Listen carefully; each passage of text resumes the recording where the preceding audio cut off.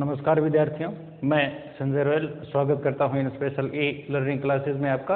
आज की क्लास कक्षा 10 विज्ञान विषय हिंदी वर्ग में चैप्टर 10वां जो हमने शुरू किया था विद्युत धारा के संदर्भ में, उसी को हम आगे शुरू करते हैं।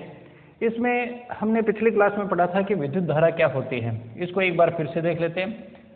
कोई चालक तार, चाहे वो तांबा हो या एल्यूमिनियम हो, उसका जो चालक तार होता है, उस चालक तार में जो आवेश बहते हैं, यानी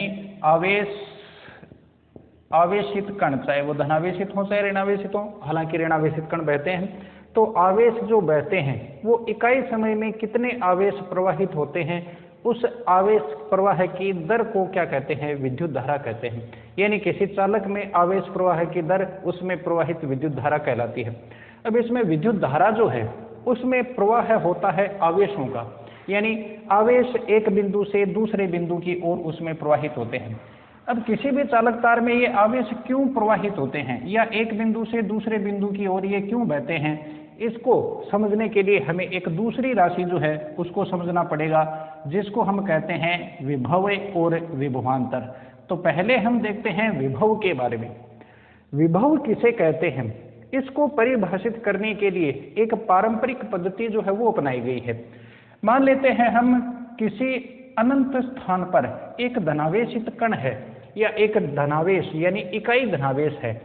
इस इकाई धनावेश को हम अनंत बिंदु से या अनंत क्षेत्र से चालक में किसी एक बिंदु तक लेकर आते हैं, बिंदु ए तक, और इसी आवेश को हम बिंदु बी तक लेकर आते हैं। यदि हम धनावेश को या इकाई धनावेश को किसी अनंत क्षेत्र से चालक के किसी बिंदु तक लाते हैं, तो उसको लाने के लिए हमें निश्चित रूप से कोई ना कोई कार्य जो है वो करना पड़ेगा। अब यहाँ पर इस इकाई आवेश को यानी Q को यहाँ तक लाने के लिए जो किया गया कार्य है वही उस चालक का विभव कहलाएगा। यानी यूं कह सकते हैं कि इकाई विभव की परिभाषा इस प्रकार से बन जाएगी, इकाई धनावेश को चालक के किसी बिंदु तक लाने हेतु किया गया कार्य उस बिंदु का विभव कहलाता है,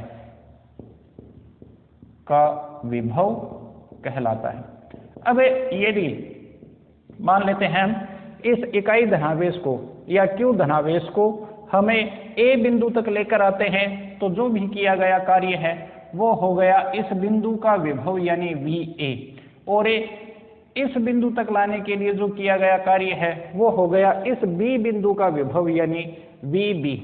अब इस आधार पर एक दूसरी राशि जो है वो निकल कर आती है, जिसको हम कहते हैं विभवांतर, यानी विभव में अंतर। चालक के दो अलग अलग बिंदुओं का जो विभव है उसमें यदि अंतर है तो उस अंतर को ही हम क्या कहेंगे? विभवांतर कहेंगे। यानी बिंदु A का विभव माइनस बिंदु B का विभव, ये इस चालक का यानी बिंदु A और B के मध्य का विभवांतर हो गया। और यदि इस चालक में विभवांतर है तो इसमें विद्युत धारा का प्रवाह होगा, यानी आवेशों का प्रवाह होगा, अन्यथा आवेश इसमें प्रवाहित ही नहीं होंगे, यानी विद्युत धारा ही प्रवाहित नहीं होगी। हम एक तार को यूं ही पड़ा रहने देते हैं तो उसमें अपने आप करंट नहीं आता, यानी उसमें विद्युत धारा प्रवाहित नहीं होती। उसमें विद्युत धारा तभी प्रवाहित होगी जब हम इस तार को बैटरी के दो सिरों से, एक प्लस एक माइनस से जोड़ते हैं। प्लस और माइनस से जोड़ने पर हम एक तरह से उस चालक के दो अलग अलग बिंदु जो हैं उनके मध्य विभव में अंतर उत्पन्न कर देते हैं, और जैसे ही विभव में अंतर उत्पन्न होता है उसके कारण से उस चालक में आवेश जो है वो प्रवाहित होने लगते हैं। अन्यथा चालक में जो आवेश है, एक चालक जो है उसमें आवेश होंगे जरूर, यानी मुक्त इलेक्ट्रॉन होंगे जरूर, लेकिन वो प्रवाहित नहीं होंगे। उनका प्रवाह तभी होगा जब उसमें अंतर जो है वो पाया जाएगा, यानी विभवांतर पाया जाएगा। अब विभवांतर का मापन हम किस प्रकार से कर सकते हैं, किस सूत्र से कर सकते हैं, तो उसके लिए पहले विभव के मापन की बात हम करते हैं। विभव क्या हो गया, इकाई धनावेश को। मान लीजिए यहाँ पर हम 10 कूलाम आवेश जो हैं वो लेकर आते हैं इस बिंदु तक, तो इस स्थिति में इस VA यानी A बिंदु का विभव जो है वो हो गया कि इकाई धनावेश को लाने हेतु किया गया कार्य। 10 आवेशों को लाने के लिए हमें मान लीजिए कितना कार्य करना पड़ा है, 100 जूल कार्य करना पड़ा है। तो किया गया कार्य यानी W, इसमें हम भाग देते हैं आवेशों की संख्या का, जिससे कि इकाई धनावेश मात्रा जो है वो आ जाए। अब यहाँ पर इस स्थिति में देखें तो A बिंदु का विभव यहाँ पर किया गया कार्य 100 जूल है, बटे आवेश जो है उनकी मात्रा है 10, यानी ये जूल बटे कूलाम, कुल मापन आ जाएगा 100 जूल प्रति कूलाम आवेश। ये ही इसको लाने के लिए किया गया कार्य है। और जूल कूलाम जो मात्रक है विभव का, इसको हम दूसरे रूप में प्रदर्शित कर सकते हैं वोल्ट में, क्योंकि विभवांतर का या विभव का मात्रक जो है वो वोल्ट होता है। 1 वोल्ट बराबर 1 जूल प्रति कूलाम होता है, जो अभी हमें पढ़ेंगे। अब इसी स्थिति में हम देखें कि इस इकाई धनावेश को 10 धनावेश को यहाँ तक लाने के लिए किया गया कार्य 100 जूल है, तो एक धनावेश को लाने के लिए किया गया कार्य 10 जूल यानी 10 वोल्ट हो गया। और यही जो है वो इस बिंदु का विभव है। इस बिंदु तक लाने के लिए कार्य जो है वो अलग होगा, और यहाँ तक लाने के लिए किया गया कार्य जो है वो हमें मान लेते हैं 200 जूल है, या फिर मान लेते हैं 50 जूल है। तो 50 जूल है, तो इस स्थिति में बिंदु B का विभव जो है वो कितना हो गया, B बिंदु पर लाने के लिए किया गया कार्य बटे आवेशों की मात्रा।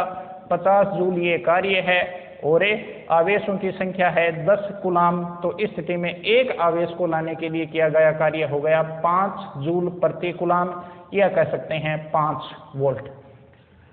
अब इस आधार पर हम कह सकते हैं विभवांतर। तो विभवांतर हो गया चालक के 2 अलग अलग बिंदुओं के मध्य के विभव का अंतर, या 2 अलग अलग बिंदुओं के विभव के बीच का जो अंतर होता है उसे हम विभवांतर कहते हैं। यानी बिंदु A बिंदु B, इनका जो अंतर है वही क्या कहलाएगा, विभवांतर कहलाएगा।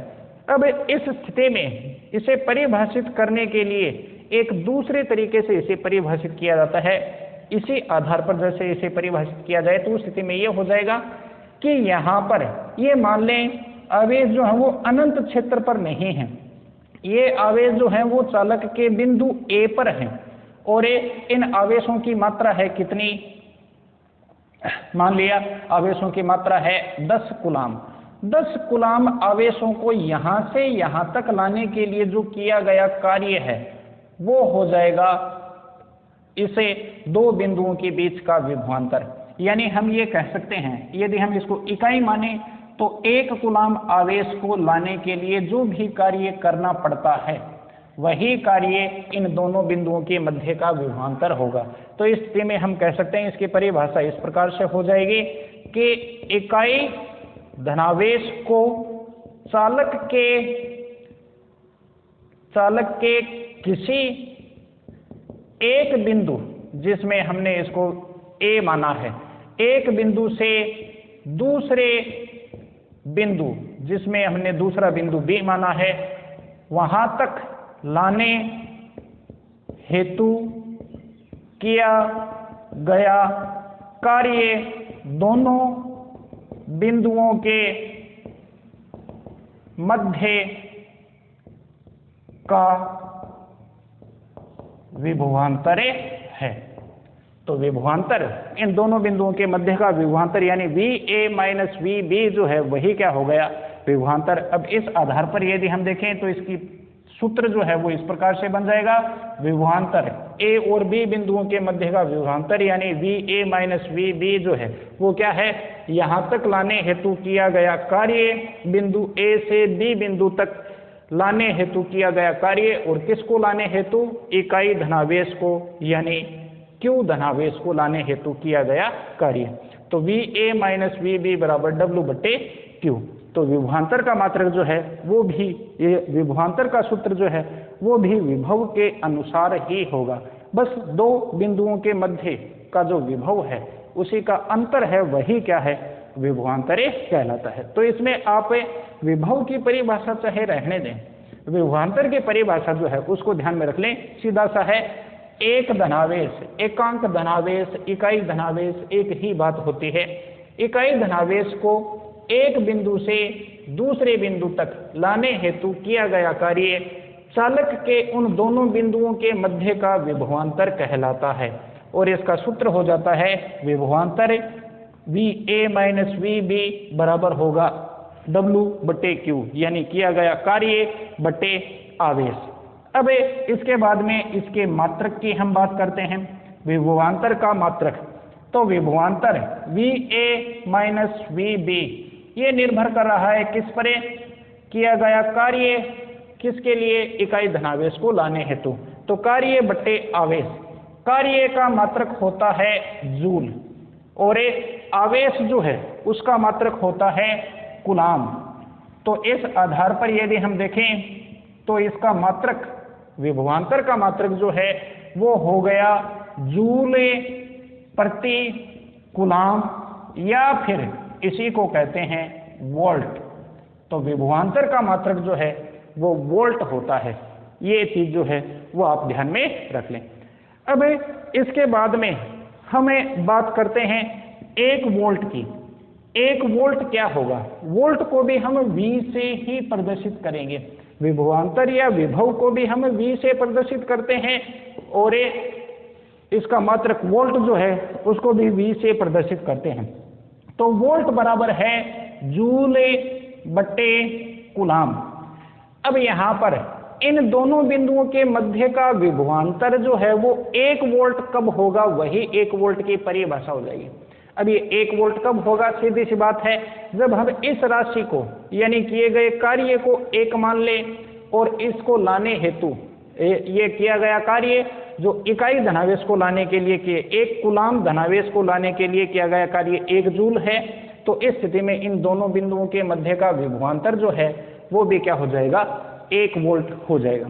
तो इस आधार पर देखें तो 1/1 यानी 1, यानी इसकी परिभाषा क्या हो गई, चालक के किसी एक बिंदु से दूसरे बिंदु तक एक धनावेश को लाने के लिए या 1 कूलाम धनावेश को लाने के लिए यदि 1 जूल कार्य करना हो तो उस स्थिति में उन दोनों बिंदुओं के मध्य का विभवांतर जो है वो 1 वोल्ट होगा।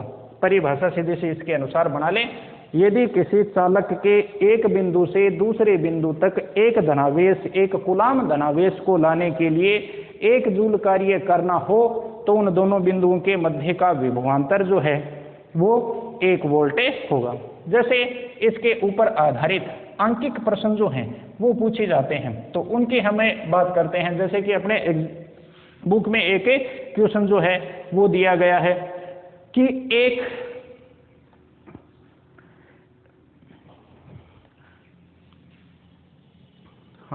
तो चालक तार है, इस चालक तार में 2 बिंदु हैं, एक है बिंदु A और एक है बिंदु B।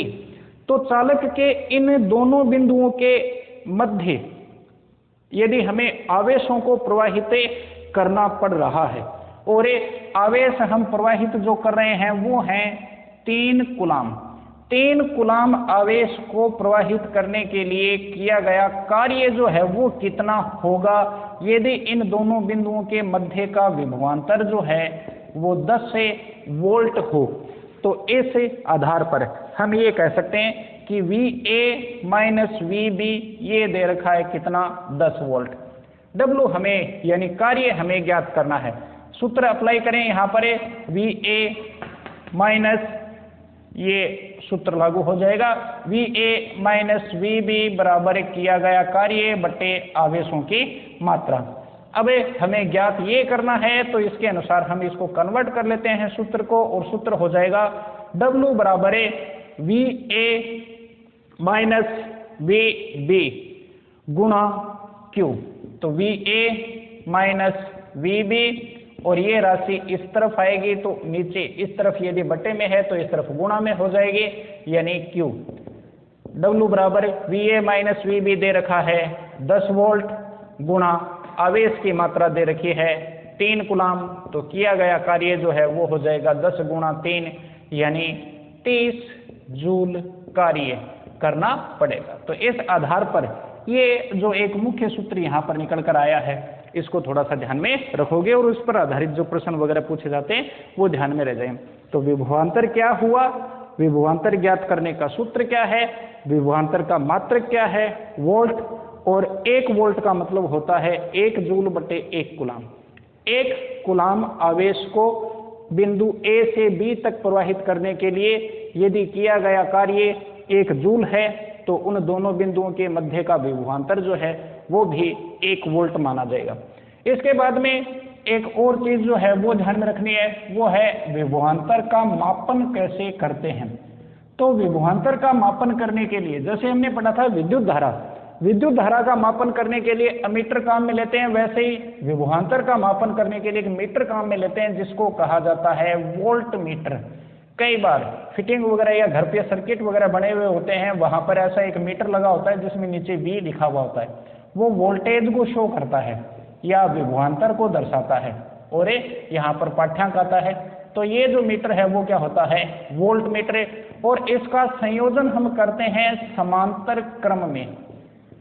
तो विभवांतर का मापन वोल्ट मीटर के द्वारा किया जाता है और इसे परिपथ में समांतर क्रम में संयोजित किया जाता है, जबकि विद्युत धारा का मापन एमीटर के द्वारा किया जाता है और इसे श्रेणी क्रम में संयोजित करते हैं। तो यहाँ पर हमने विभवांतर के बारे में पढ़ा। अब इसके बाद में हमें एक और चीज जो है वो इसके अंदर हम पढ़ेंगे इस चैप्टर में, वो है एक विशेष राशि जिसे हम कहते हैं प्रतिरोध। लेकिन प्रतिरोध को हम पढ़ें उससे पहले ओम का नियम जो है वो पढ़ते हैं। लेकिन ओम का नियम जब हम पढ़ते हैं उसे कैसे प्रमाणित किया जाता है, तो उसके लिए परिपथ का आरेखीय चित्र बनाते हैं। वो आरेखीय चित्र बनाने के लिए, परिपथ आरेख बनाने के लिए कुछ विशेष चिन्ह काम में लिए जाते हैं, उनको ध्यान में रखोगे आप। तो परिपथ आरेख जब भी तैयार किया जाता है तो उसमें कुछ विशेष युक्तियां जो होती हैं उनको हम दिखाते किस तरह से हैं, उनके लिए कौन से प्रतीक काम में लिए जाते हैं, उनको ध्यान में रखोगे। तो एक तरफ युक्ति और एक तरफ प्रतीक चिन्ह जो हैं वो दिए हुए हैं। जैसे हमें बात करते हैं सेल की। सेल एक महत्वपूर्ण युक्ति होती है क्योंकि परिपथ में विद्युत धारा तभी प्रवाहित होगी जब उसके सिरों के मध्य विभवांतर यानी वोल्टेज उत्पन्न होगा, और वोल्टेज उत्पन्न करता है सेल। सेल को हम इस तरह से दिखाते हैं, ये तार होते हैं जो जोड़ने के लिए दिखाए जाते हैं, और एक बड़ी लाइन एक छोटी लाइन, बड़ी लाइन प्लस को छोटी लाइन माइनस को दर्शाती है। ये दो अलग अलग सिरे हो गए, ये एक सेल को हम दर्शाते हैं। दूसरा है बैटरी। बैटरी जो है वो सेलों का संयोजन ही होता है। 2 या 2 से ज्यादा सेल एक साथ जोड़ दिए जाएं तो उसको हम बैटरी कहेंगे। अब ये हो गया एक सेल, ये हो गया दूसरा सेल, ये हो गया तीसरा सेल, ये हो गया चौथा सेल। इनको हमने आपस में इस तरह से जोड़ दिया और इसे परिपथ में जोड़ दिया, तो ये क्या बन गई, बैटरी। ये 4 सेलों की एक बैटरी जो है वो यहाँ पर बनी हुई है। इसके बाद में कुंजी या स्विच दिखाते हैं। स्विच को पारंपरिक पद्धति के अनुसार पारंपरिक रूप से आरेख है, परिपथ आरेख में इस तरह से दिखाया जाता है। एक कोष्ठक बनाकर उसके बीच में बिंदु लगा देते हैं। ये बिंदु यदि लगा हुआ है तो कुंजी जो है वो ऑन है, यानी कुंजी चालू है, स्विच ऑन है। और यदि केवल इस तरह से दिखाया है तो इसका मतलब कुंजी जो है वो बंद यानी ऑफ है। तो ऑन और ऑफ को इस तरह से दिखाया जाता है। एक और युक्ति आती है प्रतिरोध। प्रतिरोध को हमें एक सर्किट में इस तरह से प्रदर्शित करते हैं। प्रतिरोध बाधा होती है आवेश के प्रवाह में। सीधी लाइन मतलब कोई बाधा नहीं है, बीच में ये ब्रेकर से जो दिखा दिए ऊपर नीचे टेढ़ी लाइन है, इसका मतलब यहाँ पर आवेश के प्रवाह में यानी रास्ते में बाधा आ गई। इस बाधा को ही हमें प्रतिरोध कहते हैं। एक होता है परिवर्ती प्रतिरोध।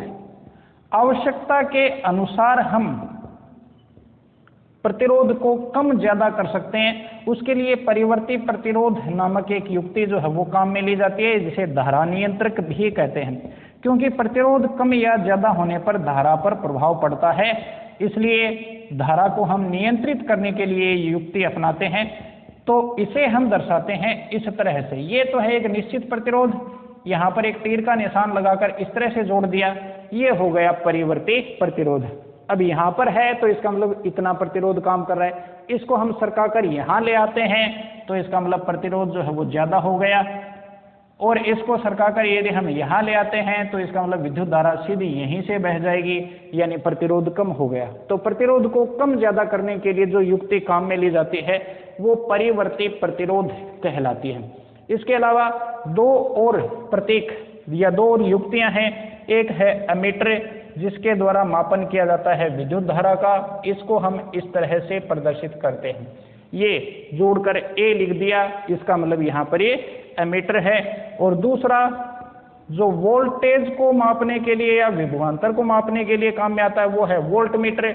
वोल्ट मीटर को हम यूं जोड़ते हैं या V से प्रदर्शित करते हैं। इसके अलावा यदि सर्किट में या फिर परिपथ में बल्ब वगैरह जुड़े हुए हों तो बल्ब को हम इस तरह से दिखाते हैं, इस तरह से जैसे बल्ब में टंगस्टन के तार मुड़े हुए होते हैं, ये मुड़ा हुआ तार जो है वो किसको दर्शाता है, बल्ब को प्रदर्शित करेगा। तो इस प्रकार से हम परिपथ आरेख बनाने के लिए ये प्रतीक वगैरह काम में लेते हैं। अब यहाँ पर ये परिपथ आरेख बनाने के बाद में या प्रतीक वगैरह पढ़ने के बाद में एक महत्वपूर्ण राशि या एक महत्वपूर्ण प्रश्न की ओर आते हैं, वो है ओम का नियम। तो हम यहाँ पर ओम के नियम की बात करते हैं। ओम का नियम क्या है और यह किस राशि को प्रदर्शित करता है। तो इसके लिए ओम ने एक प्रयोग किया था। अब हमें यहाँ पर एक बैटरी लेते हैं, उसके ओम के द्वारा किए गए प्रयोग को आरेखीय परिपथ के रूप में प्रदर्शित करते हैं। उन्होंने एक बैटरी ली, एक बैटरी लेने के बाद में उसके साथ में उन्होंने एमीटर को संयोजित कर दिया, एक प्रतिरोध जो है वो संयोजित कर दिया, इसके समांतर क्रम में वोल्ट मीटर को संयोजित कर दिया, और इसके साथ कुंजी या प्लग जो है वो भी काम में ले ली। प्रतिरोध को कम ज्यादा करने के लिए एक धारा नियंत्रक जो है वो भी उन्होंने इसमें संयोजित कर दिया। तो इस तरह से ये विभिन्न युक्तियां जो हैं उनको जोड़कर एक परिपथ आरेख जो है वो उन्होंने तैयार किया। अब यहाँ पर ये 3 सेलों की एक बैटरी है, मान लें 6 वोल्ट है, 6 वोल्ट की एक बैटरी जो है, इसके अनुसार इन्होंने इसमें जब इसे संयोजित किया तो इसमें विद्युत धारा प्रवाहित हुई। वोल्टेज का मान और आई का मान जो है वो उन्होंने नोट कर लिया। अब इन्होंने ये चीज पाई कि विभवांतर और विद्युत धारा ये जो है वो एक दूसरे पर आधारित होते हैं, और विभवांतर में जब हम अंतर लाते हैं या प्रतिरोध वगैरह में अंतर लाते हैं तो इसमें प्रवाहित विद्युत धारा यानी एमीटर की जो रीडिंग आती है, जो इसका पाठ्यांक आता है, उसमें भी परिवर्तन आता है। लेकिन ये परिवर्तन जो है वो एक निश्चित मान के अनुसार आएगा। या फिर एक दूसरे तरीके से हम ये कह सकते हैं कि इसमें ये जो बैटरी उन्होंने काम में लिया, इस बैटरी को उन्होंने चेंज किया। इन्होंने पहले मान लीजिए एक सेल काम में लिया, एक सेल 1.5 वोल्ट का था, या मान लेते हैं 2 वोल्ट का एक सेल जो है वो लिया। 2 वोल्ट का एक सेल लिया तो यहाँ पर V का मान हो गया 2 वोल्ट। अब इस स्थिति में देखा कि विद्युत धारा कितनी है, मान लिया इस स्थिति में विद्युत धारा I जो है उसका मान आता है 1 एम्पियर। अब उन्होंने एक के बजाय यहाँ पर 2 सेल जोड़ दिए, परिपथ में आसानी से जोड़ा जा सकता है इनको। 2 सेल 2 वोल्ट के होने का मतलब हो गया एक बैटरी कितने 4 वोल्ट की। तो यहाँ पर विभवांतर यदि 4 वोल्ट हुआ तो उन्होंने पाया कि विद्युत धारा का मान भी बदल गया और विद्युत धारा का मान आया यहाँ पर 2 एम्पियर। 3 सेल लिए तो 3 सेल लेने पर जो बैटरी उन्होंने तैयार की, यानी ये बैटरी हो गई 6 वोल्ट की। तो विभवांतर 6 वोल्ट होने पर विद्युत धारा का मान आया 3 एम्पियर। इसमें इन्होंने और इसे संयोजित किया, एक सेल और जोड़ दिया, बैटरी 4 वोल्ट की कर दी, तो यहाँ पर वोल्टेज जो है वो हो गया 8 वोल्ट, यानी विभवांतर 8 वोल्ट हो गया। तो विद्युत धारा का मान जो है वो इसमें इस परिस्थिति में आया 4 एम्पियर। अब इस आधार पर यह देखा कि विभवांतर का मान जब हम परिवर्तित करते हैं तो विद्युत धारा का मान भी परिवर्तित होता है। इसमें V/I, V और I का यानी विभवांतर और विद्युत धारा का जो अनुपात है उसको ज्ञात किया। अनुपात देखें कितना आता है, 2/1, 2/1 ये अनुपात है, मान आया 2। इस स्थिति में देखें 4/2 अनुपात आया 2, 6/3 अनुपात आया 2, 8/4 तो भी अनुपात आया 2। यानी V और I का विद्युत धारा और विभवांतर में संबंध है। यानी विभवांतर बढ़ाने पर विद्युत धारा जो है वो भी बढ़ती है, लेकिन उन दोनों का जो अनुपात है वो नियत रहता है, ये 2 आ रहा है। और इसको उन्होंने ग्राफ के रूप में यूं प्रदर्शित किया, एक तरफ हम वोल्ट यानी विभवांतर जो है उसमें परिवर्तन कर रहे हैं, तो दूसरी तरफ है विद्युत धारा यानी I जो है उसमें भी अपने आप परिवर्तन आ रहा है। और ये परिवर्तन पहले ये 2 था, विभवांतर था 2 तो विद्युत धारा 1, ये 4 हो गया तो ये हो गई 2, ये 6 हो गया तो ये 3, ये 8 हो गया तो ये हो गई 4। इसमें हम इन बिंदुओं को मिलाते हैं तो हमें एक सीधी रेखा प्राप्त होती है। यानी विभवांतर को बढ़ाने पर विद्युत धारा का मान भी बढ़ता है। इसको हम कहते हैं समानुपाती संबंध। समान अनुपात में ये आपस में संबंधित हैं, अनुपात सदैव समान रहता है, ये समानुपाती संबंध कहलाता है। इस आधार पर ये चीज निकल कर आई, ये थी V समानुपाती I, और यही क्या है, ओम का नियम है। तो यहां पर ये तो इसका प्रायोगिक प्रमाण हो गया।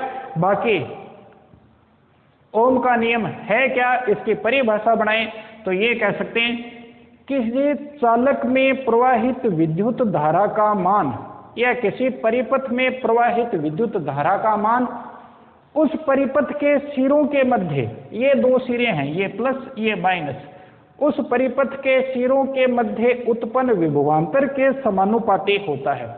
यानी V समानुपाती होता है I। चालक में प्रवाहित विद्युत धारा उस परिपथ के सिरों के या उस चालक के सिरों के मध्य उत्पन्न विभवांतर के समानुपाती होती है, और इनका जो अनुपात है वो हमेशा ही नियतांक आता है। V अनुपात I जो है वो हमेशा ही एक नियत अंक आता है, और इस नियतांक को उन्होंने प्रदर्शित किया उस परिपथ के प्रतिरोध से। तीसरी राशि जो है वो निकल कर आई जिसको उन्होंने R से प्रदर्शित किया, R यानी रेसिस्टेंस। तो तीसरी राशि प्रतिरोध यहां पर निकल कर आती है, वो है V/I बराबर R। अब इसके अनुसार देखें तो ओम के नियम का जो सूत्र है वो क्या हो गया, V/I बराबर क्या है, R है। तो बताएं V बराबर क्या हो जाएगा, RI या IR, और यही ओम का नियम है, यही ओम का नियम हुआ। तो ओम का नियम यहाँ पर क्या है, इसके अनुसार ये सूत्र V/IR जो है वो निकल कर आ गया। अब ये जो R है ये प्रतिरोध है। प्रतिरोध हम किसे कहते हैं, जब भी हम किसी चालक में विद्युत धारा प्रवाहित करते हैं तो उस विद्युत धारा यानी आवेश ही तो बहते हैं विद्युत धारा में, आवेश या विद्युत धारा के प्रवाह में बाधा उत्पन्न होती है। ये उत्पन्न होने वाली बाधा ही क्या कहलाती है, उस परिपथ का प्रतिरोध कहलाती है। तो इस आधार पर हम कह सकते हैं कि प्रतिरोध जो है वो क्या हुआ, चालक परिपथ में विद्युत धारा के प्रवाह में उत्पन्न बाधा उसे परिपथ का प्रतिरोध कहलाती है, जिसको हम R से प्रदर्शित करते हैं, और R बराबर होता है V/I। इसके अनुसार ये निकल कर आता है। अब यहाँ पर हम R या प्रतिरोध का मात्रक जो है उसकी बात करें तो मात्रक देखें, इसका मात्रक हो जाएगा, इन राशियों पर यह निर्भर करता है। विभवांतर का मात्रक है वोल्ट, विद्युत धारा का मात्रक है एम्पियर, तो प्रतिरोध का मात्रक हो गया वोल्ट/एम्पियर, और इस वोल्ट/एम्पियर को ही ओम की याद में कहा जाता है ओम, और इसे प्रदर्शित करते हैं साई से। तो यहाँ पर इस आधार पर देखें तो ओम विद्युत परिपथ के प्रतिरोध का मात्रक होता है। तो तो प्रतिरोध का मात्रक ओम होता है और इसे इस निशान से दर्शाया जाता है, इस निशान को कहा जाता है साई। अब हम बात करते हैं 1 ओम की। 1 ओम का मान कितना होगा या 1 ओम का मतलब क्या होगा, वो 1 ओम की परिभाषा आ जाती है। तो 1 ओम की परिभाषा की यदि हम बात करें तो ओम जो है उसका मतलब क्या हुआ, वोल्ट बटे एम्पियर। अब यहां पर हम इन दोनों राशियों को इकाई मान लें तो प्रतिरोध यानी प्रतिरोध की इकाई यानी उसका जो मात्रक है वो निकल कर आ जाएगा। मान लिया इस परिपथ का विभवांतर जो है वो 1 वोल्ट है और इस परिपथ में प्रवाहित विद्युत धारा जो है वो 1 एम्पियर है। तो इस स्थिति में हम देखें तो इसका प्रतिरोध जो है वो कितना हो गया, 1 ओम। अब इस आधार पर देखें तो 1 ओम की परिभाषा क्या हो गई, यदि किसी चालक परिपथ के सिरों के मध्य 1 वोल्ट विभवांतर उत्पन्न करने पर उसमें 1 एम्पियर विद्युत धारा प्रवाहित होती है तो उस चालक परिपथ का प्रतिरोध 1 ओम होगा। सीधा सा है, 1 वोल्ट विभवांतर उत्पन्न करने पर प्रवाहित विद्युत धारा का मान 1 एम्पियर हो तो प्रतिरोध का मान जो है वो कितना आ जाएगा, 1 ओम में आ जाएगा। तो इस प्रकार से हमने आज विभव, विभवांतर और ओम का नियम और उसके बाद में प्रतिरोध जो है, जो एक विशेष राशि है, उसके बारे में हमने पढ़ा। इसके बाद में आगे का जो चैप्टर है वो हम कल की क्लास में पढ़ेंगे। आज के लिए इतना ही, धन्यवाद।